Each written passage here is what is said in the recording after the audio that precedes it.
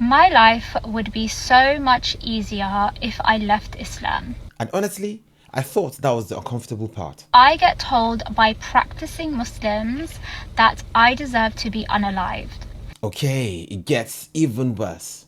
Watch this. My life would be so much easier if I left Islam.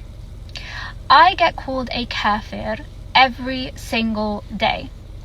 I get told by practicing Muslims that I deserve to be unalived, that I deserve to be raped, that I deserve to be taken as a sex slave, that I deserve to have my child taken off me, that I deserved having my home broken into when I was talking about feminism, that I deserve to burn in hell for all of eternity. All because I refuse to submit to men's interpretation of Islam.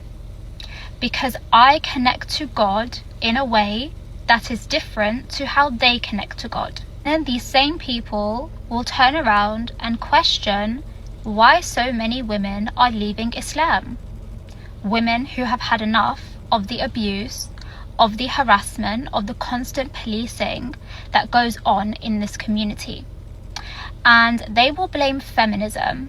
They will say feminism is the reason these women are leaving Islam, because it's easier to blame feminism than for them to take accountability for the abuse that's happening in the Muslim community. It's easier for them to blame Western propaganda than admit women are traumatized by the way they are treated by Muslim men. The reality is, this abuse is pushing women away. And for anyone who is still stupid enough to say, people can't push you out of religion, that's because of your own weak faith, yes, they absolutely can. The same way you can invite people to Islam through proper da'wah, you can also push people away through your abuse. And the sad truth that I've come to learn is many of these people want to push you out of the religion. They want to push out anyone that believes something different to them, because this is their cult mentality. It's their way or the highway. They would rather you abandon your faith completely than believe in a version of Islam that doesn't center men.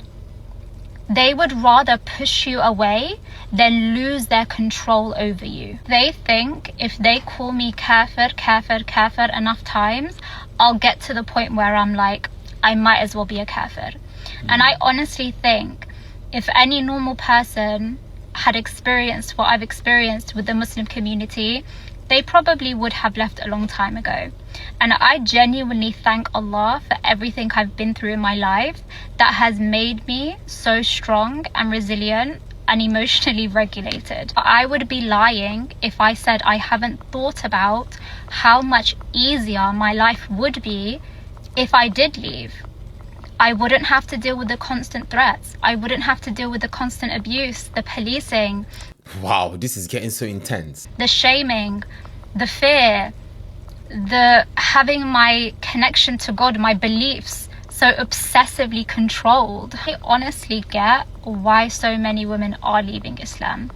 Because the level of nastiness, aggression, abuse that's happening in our communities, the level of religious trauma, I don't believe is like any other community. I get DMs from girls every single day telling me they want to leave Islam or that they've already secretly left Islam. And I always say to these girls, separate the word of men from the word of God. Because the more abuse I get from the Muslim community, the more it strengthens my faith.